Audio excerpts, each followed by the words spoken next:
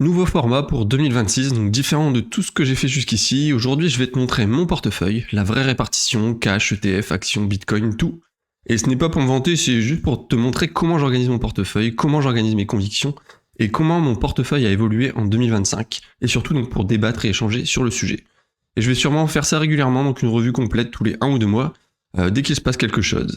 Allez, c'est parti, on voit ça, tu vas voir à quoi ressemble vraiment un portefeuille construit pour acheter sa liberté. Alors avant de te montrer mon portefeuille, je veux que tu comprennes une chose essentielle, donc j'investis pour le long terme, pas de trading, pas de court terme, pas de mouvement compulsif parce qu'un titre monte ou baisse. Mon objectif ce n'est pas de faire un coup sur 12 mois, mon objectif c'est d'acheter ma liberté. Donc du temps, de l'espace mental, la possibilité de choisir comment je vis, avec qui je travaille, et pour ça donc j'ai besoin d'une stratégie qui tient la route, simple, claire. Donc j'investis à travers 3 comptes, donc un PEA, donc idéal pour investir sur les actions européennes ou des ETF, donc avec une fiscalité réduite, même si ça risque de changer un petit peu dans les semaines ou mois à venir. Ensuite j'ai un CTO donc pour les actions et un CTO professionnel, donc une poche d'investissement là liée à mon activité et qui me permet d'investir donc à plus grande échelle. Et donc ces 3 poches ont vraiment un seul objectif, me donner de la flexibilité. Ensuite, au niveau des actifs que j'utilise, eh bien, je construis ma liberté avec 3 briques simples, donc les ETF, donc des paniers d'actions tout prêts, parfaits donc pour lisser le risque. Les actions individuelles, donc là c'est les entreprises dans lesquelles j'ai de vraies convictions long terme. Et enfin donc le Bitcoin, qui est une réserve numérique rare et décentralisée que je considère comme une assurance sur le futur. Donc pas besoin d'en avoir 25, juste les bons au bon poids. Et avant d'entrer justement dans les chiffres, je veux te montrer comment mon portefeuille a évolué au fil des années et pourquoi il ressemble à ça aujourd'hui. Alors il y a quelques années, j'aurais été incapable de construire le portefeuille que j'ai aujourd'hui. Donc il est issu de plusieurs centaines d'heures de recherche et formation. À l'époque, j'étais comme beaucoup d'investisseurs débutants, je voulais bien faire, mais en réalité, je faisais un peu n'importe quoi. J'avais trop de lignes, 20, 30, parfois plus. Je pensais que diversifier, c'était ajouter toujours plus d'actions. Et le problème, eh bien, c'est quand tu as trop de positions, tu n'as aucune conviction. Tu n'arrives pas à suivre les entreprises et ton portefeuille ressemble plus à une collection qu'à une stratégie. Puis donc j'ai commencé à prendre du recul, à regarder mon portefeuille comme un système, à me demander donc quel est l'objectif réel, où je veux aller. Et là donc tout a changé, j'ai appris donc 3 leçons simples mais décisives. C'est que moins est mieux. Donc un portefeuille clair égale un esprit clair, et un esprit clair égale de meilleures décisions. Ensuite, plus de conviction est égal à plus de clarté. Donc c'est-à-dire choisir moins d'entreprises mais mieux les comprendre, c'est ça la clé. Puisque le but c'est donc de renforcer uniquement quand l'entreprise progresse, mais pas quand le marché panique. Et ensuite le troisième point c'est que le combo imbattable, donc ETF, actions et Bitcoin, c'est vraiment l'équilibre parfait, en tout cas pour moi, puisque les ETF représentent en quelque sorte la stabilité, les actions quality et de croissance, donc là c'est vraiment plus pour la performance, et le Bitcoin donc pour la convexité long terme. Et c'est vraiment ce mélange là qui m'a permis de construire un portefeuille qui ressemble vraiment à mes objectifs. Donc aujourd'hui, ma répartition n'est pas un hasard, elle a une logique, une stratégie, un objectif précis. Et maintenant que tu connais donc le chemin, je vais te montrer la destination, donc vraiment ma répartition actuelle, ce qu'il en est aujourd'hui. Donc maintenant qu'on a le contexte, on entre dans le cœur du sujet. Donc voici la répartition réelle de mon portefeuille aujourd'hui, et surtout donc la logique derrière chaque bloc. Donc le premier bloc, donc c'est un peu de cash forcément, j'ai une petite poche, mais qui représente environ 2%. Dans l'idéal, j'aimerais être 100% investi, puisque je n'aime pas laisser du cash dormir, mais bon, garder 2% en cash, c'est vraiment ma zone tampon. Bon, en plus de ça, il ne faut pas oublier, j'ai évidemment une épargne de sécurité au cas où, mais bon, ça, je ne l'inclus pas dans ma répartition d'investissement. Donc au niveau des investissements, j'ai vraiment sur les différents brokers, que ce soit PEA ou CTO, j'ai 2% en cash, et c'est ce qui me permet donc de saisir une opportunité quand elle arrive, sans avoir à vendre dans la panique ou au mauvais moment. Et donc le cash n'a pas vocation à durer, il a vraiment vocation à frapper vite et juste. Donc là au tout début 2026, j'ai un peu plus de 2%, 2,16, quelque chose comme ça, de cash donc suite à la vente de mes actions donc S&P Global. Donc c'est une entreprise qui ne rentre plus dans mes critères de sélection. Ensuite donc deuxième actif, deuxième poche, c'est les ETF, donc la fondation tranquille. Donc fin 2024, j'avais un portefeuille environ 50% ETF, 50% actions. Donc une structure plus simple, plus diversifiée, mais plus je progresse, plus je prends du plaisir à analyser les entreprises, comprendre leur business, leur mode, leur croissance. Bref, donc faire du stock picking intelligent. Et du coup, ma target en ETF est descendue à 20%. Aujourd'hui, donc les ETF représentent très exactement 26% de mon portefeuille. Et donc j'ai 2 lignes historiques sur mon PEA, donc qui sont les ETF, donc ESE, donc de BNP Paribas, et PUST, donc pour le Nasdaq. Donc ESE qui est le SP500 bien sûr. Donc c'est 2 lignes que je ne touche plus. Elles restent là, donc elles font le job, mais je n'y ajoute plus rien. Et en parallèle de ça, donc j'ai ouvert un petit compte titre donc sur Trade Republic, donc pour faire un. Donc ce compte titre est vraiment spécifique donc pour ma fille. Tous les mois j'y investis donc 100 € plus le cashback automatique donc sur un ETF SP500. Donc c'est simple, automatique, parfait donc pour construire quelque chose sur plusieurs décennies. Donc c'est probablement un CTO, cette ligne, c'est une ligne que je redonnerai à ma fille quand elle aura 18 ans ou plus. Donc voilà pour les ETF. Ensuite il y a le Bitcoin. Donc là c'est une conviction long terme, c'est ma brique non corrélée on va dire, donc un actif rare, décentralisé, impossible à diluer. Je le vois vraiment comme une réserve à long terme, une option sur le futur. Aujourd'hui donc Bitcoin représente 9% de mon portefeuille et mon objectif c'est entre 13 et 20% au cours de l'année donc 2026. C'est vraiment, disons que là à moyen terme on part sur 13% et donc sur du long terme je vise plutôt 20%. Donc j'ai vraiment de vraies convictions sur Bitcoin. J'ai d'ailleurs une playlist complexe sur la chaîne donc, qui explique pourquoi. Donc Bitcoin vraiment apporte quelque chose que les actions ne peuvent pas donner, donc la convexité, un potentiel asymétrique et une protection donc, contre les systèmes, notamment les systèmes fiat de monnaie actuelle qui s'essoufflent. Ensuite donc le quatrième actif, donc, qui est la plus grande part, donc c'est les actions individuelles. Donc là c'est le cœur de mon portefeuille, donc aujourd'hui j'ai très exactement 63% de mes investissements en actions individuelles, et mon objectif donc c'est de monter progressivement autour de 65%. Donc mais attention, ce n'est pas n'importe quoi, c'est vraiment structuré, réfléchi. C'est basé sur des convictions long terme. Donc mes actions quality, donc les actions de qualité, donc c'est celles qui composent le noyau dur, c'est la plus grande partie de mes actions individuelles qui représentent environ 45% de mes actions. Donc là on retrouve Alphabet, ASML, Nvidia, Visa, Mastercard, Fortinet et MSCI. Donc c'est des entreprises rentables, dominantes, avec un ROIC élevé. Donc celles qui année après année compensent tranquillement. Ensuite, j'ai 2 mid-cap de croissance, donc avec un objectif, donc je pense que c'est des entreprises qui peuvent devenir des multibaggers dans les années à venir. Donc 2 entreprises que je considère comme sous-estimées, donc avec un potentiel énorme. Donc il s'agit de IMS et Duolingo. Donc ce sont mes paris croissance avec un horizon de 5 à 10 ans minimum.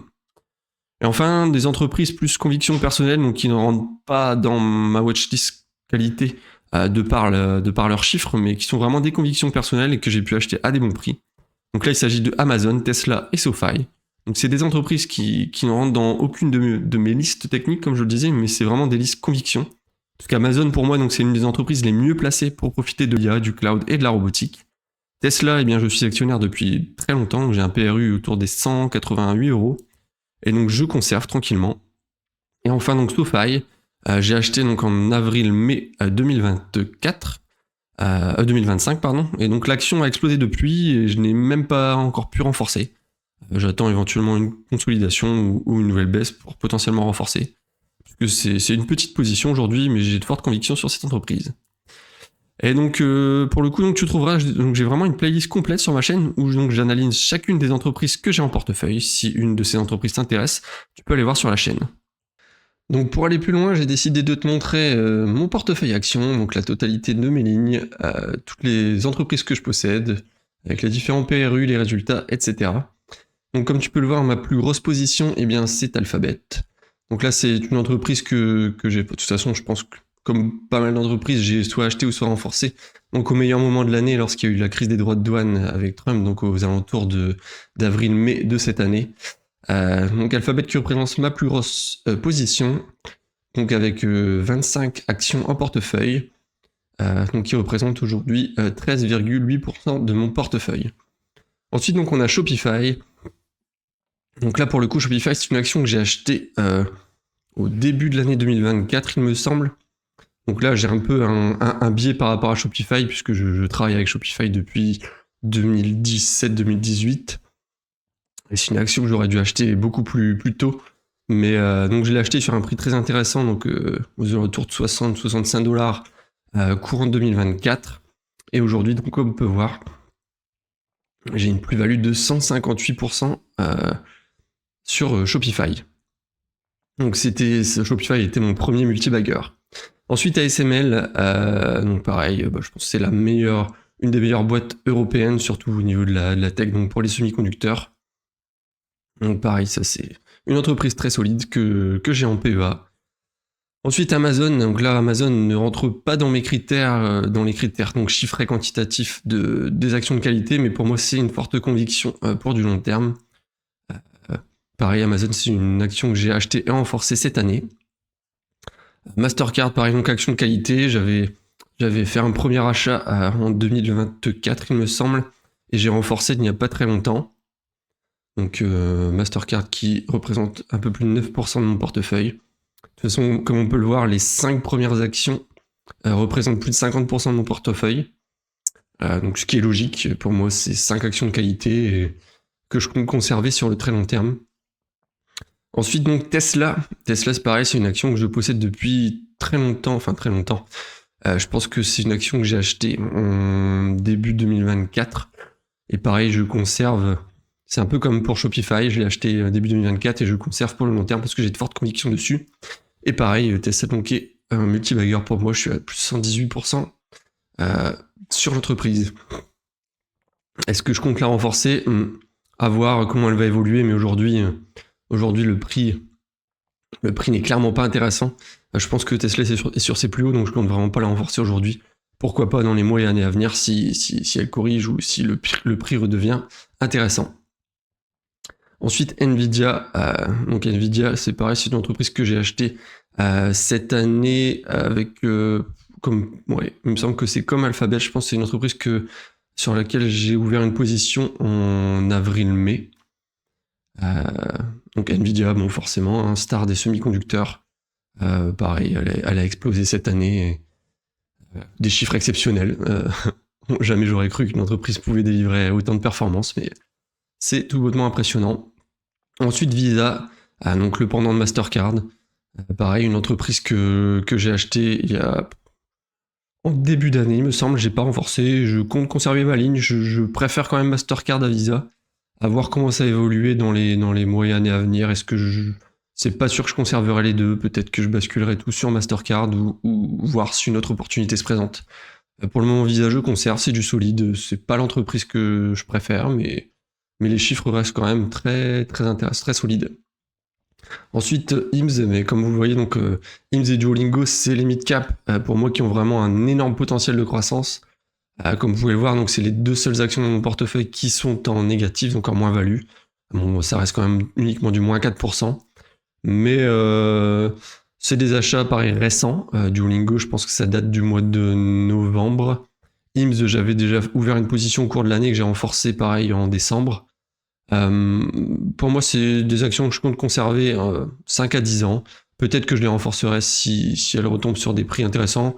Même si aujourd'hui, je pense d'ailleurs que IMSS sous $35, ça c'est un prix intéressant. Et Duolingo, pareil, un Duolingo sous 170, sous 160, c'est vraiment un prix également intéressant. Donc voilà. Ensuite, donc SoFi, pareil, SoFi, de la même manière que Tesla ou Amazon, SoFi fait partie de mes convictions. C'est une entreprise que j'ai pu acheter un PRU très intéressant. Je l'ai acheté juste avant qu'elle explose en bourse. Donc je sais plus exactement à quel moment, mais j'ai acheté donc aux alentours des... Parce que là on est en euros, donc aux alentours des 14-15 $, on va dire. Donc suite à mon achat, donc elle a explosé, j'ai pas eu le temps de renforcer. Je serais peut-être amené à renforcer par la suite si elle venait à corriger ou à revenir sur des prix intéressants. Mais aujourd'hui, donc, ce n'est vraiment pas un conseil d'achat. Je pense que le prix et la valorisation est beaucoup trop haute. Ensuite, Fortinet. Fortinet, pareil. Donc, j'ai acheté à un prix intéressant. Elle a très vite explosé. Puis, suite à son annonce de résultat, il me semble, du 3e trimestre, elle a fortement corrigé. Elle est revenue sur des prix plus ou moins intéressants, même si... à voir. Là, je pense que au moment où je parle, on n'est plus très loin d'un prix, on n'est pas très loin d'un prix intéressant pour Fortinet. Je pense que de toute façon, si je regarde les prix sur Fortinet, oui, aujourd'hui elle est à $80. Pour moi, autour des $70, c'est un prix intéressant pour Fortinet. Ensuite, et donc enfin dernièrement, donc MSCI. MSCI, pareil, c'est une entreprise que je possède depuis un moment. J'ai hésité à renforcer, après les perspectives de croissance ne sont pas non plus exceptionnelles. Donc je conserve, à voir comment cette ligne va évoluer au sein de mon portefeuille dans les années à venir en fonction de la croissance qui est prévue. Donc voilà, là vous voyez, vous avez un aperçu très précis de toutes les lignes que j'ai en portefeuille, avec le détail, les pourcentages, les PRU. Donc comme je disais, ce portefeuille, donc j'ai commencé à le créer environ aux alentours de janvier 2024. Donc vous pouvez voir qu'en 2 ans, donc j'ai 41,46% de performance sur ce portefeuille. Donc dès qu'un portefeuille est bâti, forcément avec de la cohérence, avec de la recherche, en cherchant des actions de qualité, également des actions de croissance qui peuvent surperformer et amener vraiment une croissance exceptionnelle, eh bien ça apporte de la performance supplémentaire au portefeuille, même si forcément ça apporte aussi beaucoup plus de risques. Mais je trouve ce portefeuille assez cohérent. J'ai vraiment de fortes convictions dans chacune de ces lignes. Donc forcément je suis les résultats tous les trimestres, et puis à voir, donc ce portefeuille va forcément évoluer au cours de l'année 2026, et donc je continuerai de vous le montrer dans les mois et années à venir. Donc ce qui compte à travers ces différents actifs, donc c'est pas le pourcentage, c'est vraiment la logique derrière, puisque chaque brique a un rôle précis. Donc le cash, c'est saisir les opportunités. Les ETF, c'est la stabilité et simplicité. Les actions, eh bien c'est la performance long terme et conviction. Le Bitcoin, c'est la symétrie et la protection. Et donc c'est vraiment ça qui fait la cohérence du portefeuille, et c'est ça qui me permet de tenir la stratégie, même quand le marché prend feu ou baisse. Donc maintenant que tu vois la répartition, je veux t'expliquer pourquoi j'ai fait ces choix. Parce que oui, ma stratégie est plus agressive que la moyenne, mais elle n'a rien d'improvisé, elle est construite, elle est rationnelle, et surtout donc elle est alignée avec ma vision du monde. Donc la base de ma stratégie, l'objectif c'est vraiment d'être 100% investi en actifs. Pourquoi ? Eh bien parce que je pense sincèrement que les monnaies fiat, type euro, dollar, etc., sont en train de mourir doucement. Les États sont surendettés, les banques centrales n'ont plus le choix, elles doivent maintenir les taux bas pour réduire le coût de la dette publique et financer leur propre surendettement par l'impression monétaire. Et ça crée quoi ? Eh bien ça crée de l'inflation, une perte de pouvoir d'achat, une érosion de la valeur de ton travail et de ton temps. Et donc chaque année où tu restes trop en cash, tu te fais grignoter. Lentement, silencieusement, mais sûrement. Et c'est pour ça donc que je veux maximiser mon exposition aux actifs réels et productifs, donc c'est-à-dire les entreprises, les indices et le Bitcoin. Ensuite, donc pourquoi j'accepte une volatilité plus forte ? Eh bien, forcément, quand on est 100% investi, c'est accepter que le portefeuille bouge plus, qu'il prenne plus de % un jour, moins 3 le lendemain, et potentiellement des crises, mais ça ne me dérange pas, puisque je ne joue pas un match de 90 minutes, je joue un match sur 10, 15, 20 ans. Et quand tu investis dans les actifs productifs, la volatilité, ce n'est pas un danger. C'est vraiment le prix du billet d'entrée, donc pour pouvoir avoir une performance supérieure. Ensuite, donc pourquoi je privilégie les actions de qualité ? Eh bien, je veux surtout des entreprises qui génèrent du cash réel, qui ont un mode durable, qui croissent année après année et qui utilisent leur capital intelligemment. Et justement, des entreprises comme Alphabet, ASML, Visa ou MSCI sont vraiment des machines à composer. Elles prennent ton argent et elles le font travailler mieux que toi. Et ces entreprises donc ne sont pas flashy, elles ne font pas plus 40% en une semaine, mais sur 10 ans, ce sont elles qui gagnent. Et enfin, donc pourquoi je n'ai pas 200 lignes d'action, puisque clairement avoir 50, 100 ou 200 lignes, eh bien, c'est la meilleure façon de ne rien comprendre à ton portefeuille. Tu ne connais pas les entreprises, tu ne sais pas qui renforcer, tu ne sais pas qui vendre, tu réagis au lieu de réfléchir. Et moi justement, je veux un portefeuille lisible, qui tient sur une page, qui reflète mes convictions et que je peux suivre assez facilement. Donc chaque ligne doit avoir vraiment un sens, un rôle, une logique. Et moins de lignes égale plus de conviction égale plus de performance, et surtout plus de sérénité. Donc ma stratégie est simple, c'est vraiment être investi dans des actifs qui protègent mon pouvoir d'achat, accepter la volatilité parce qu'elle est vraiment le prix du rendement, choisir des entreprises d'une qualité exceptionnelle, limiter les lignes aux plus fortes convictions. Donc c'est agressif, oui, mais c'est rationnel et totalement aligné avec ma vision du monde. Là, on va voir donc comment je gère mes convictions. Parce qu'on va parler donc comment mes convictions évoluent avec le temps, dans le temps, puisque un portefeuille qui bouge tout le temps, c'est un portefeuille fragile, mais un portefeuille qui ne bouge jamais, c'est aussi un portefeuille qui n'apprend rien. Et donc la vérité, c'est un peu le milieu, il faut ajuster, mais seulement quand il y a des vraies raisons d'ajuster. Donc comment une conviction monte ? Eh bien, c'est quand une entreprise progresse, forcément, pas quand le cours baisse, pas quand Twitter s'enflamme, ou pas quand une news fait le buzz, mais vraiment quand une entreprise quand elle monte, mais uniquement quand les revenus croissent régulièrement, quand ses marges restent solides, quand le ROIC reste élevé, quand l'entreprise gagne des parts de marché, quand le management exécute parfaitement et quand le mode se renforce. Donc là, c'est vraiment des critères que je suis pour chacune des entreprises. Et donc autrement dit, je renforce vraiment une entreprise quand le business avance et pas quand le prix recule. Donc quand je vois vraiment que ces fondamentaux s'améliorent, forcément je vais ensuite essayer de calculer un prix juste, mais c'est pas parce que le prix a baissé, c'est vraiment parce que l'entreprise maintient ou renforce ses chiffres que je continue de acheter ou de renforcer. Et ensuite, à l'inverse, quand une conviction diminue, eh bien là, c'est quand les fondamentaux se dégradent. Donc c'est quand il y a une baisse durable au niveau des marges, ou une perte d'avantages concurrentiels, une dilution excessive, ou un changement de direction inquiétant, encore un pivot stratégique mal exécuté, ou enfin donc un endettement qui explose. Donc là encore une fois, donc je ne vends pas parce que ça baisse, mais je vends quand l'entreprise que j'ai achetée n'existe plus vraiment. Donc ça peut prendre des mois, parfois des années, mais je ne me précipite jamais. Ensuite, donc ce qui me fait augmenter le poids d'une action, eh bien il y a 3 cas précis. Donc c'est quand l'entreprise s'améliore plus vite que prévu. Donc là, on peut prendre l'exemple d'NVIDIA, donc qui dépasse trimestre après trimestre toutes les attentes. Ensuite, donc, si le marché sous-estime clairement le potentiel, donc là, on peut typiquement parler donc de mes actions un peu mid-cap, donc les actions IMS et Duolingo, donc qui sont encore très jeunes mais ultra solides. Et là, clairement, moi, je vois un potentiel long terme hyper intéressant. Et donc, quand le prix a baissé, je n'ai pas hésité à soit ouvrir une ligne ou à renforcer. Et enfin, troisième point, donc, c'est quand mon portefeuille manque d'équilibre. Donc là, je rebascule vers mes convictions fortes, donc pour rester cohérent. Donc j'ai des targets de pourcentage en fonction des actions de qualité, mes convictions et les multibaggers, enfin les actions de forte croissance. Donc là, encore une fois, donc, ce qui me fait augmenter le poids d'une action, donc ce n'est jamais parce que ça a baissé ou parce que tout le monde en parle, ou encore parce qu'une vidéo dit que c'est une opportunité. Mais vraiment, l'objectif d'augmenter le poids d'une action, c'est toujours lié à mon portefeuille et à l'entreprise. Toujours. Donc voir vraiment est-ce que les fondamentaux sont respectés et est-ce que c'est le moment de renforcer ou de vendre. Ensuite, donc, ce qui me pousse à vendre, donc comme je le disais, je vends uniquement dans 3 situations.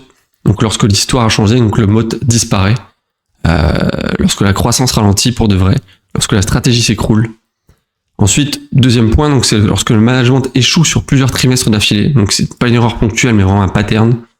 Et enfin, troisième point, c'est lorsque la ligne n'a plus sa place dans ma stratégie. Par exemple, si elle prend trop de place par rapport à mes objectifs ou n'apporte plus la diversification que je veux. Mais pour le coup, je ne vends jamais pour prendre juste un petit profit. Ce sont les petits profits justement qui tuent les grandes performances. Il vaut mieux conserver si l'entreprise conserve ses fondamentaux et donc délivre toujours des bons résultats.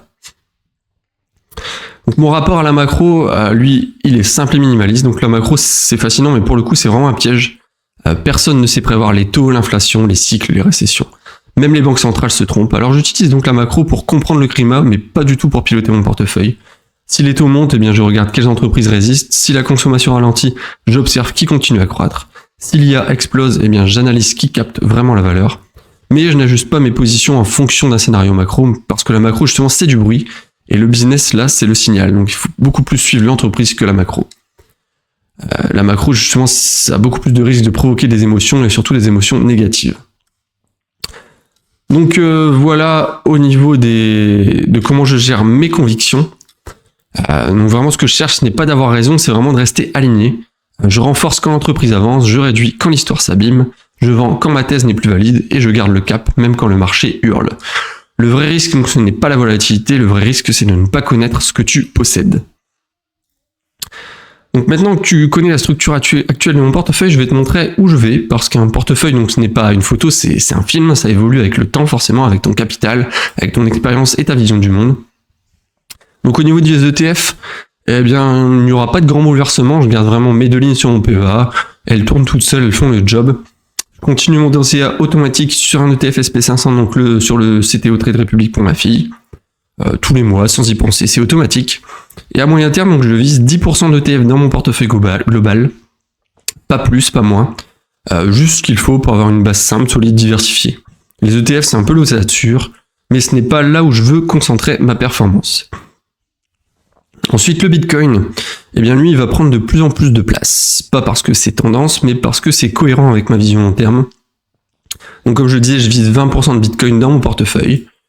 Pour moi, donc Bitcoin n'est pas seulement un actif, c'est vraiment une philosophie libertarienne, une réponse au déclin silencieux des monnaies fiat, une protection contre la dilution, une façon de stocker de la valeur sans dépendre d'un État ou d'une banque centrale, donc à 10 ans, 20 ans et même plus.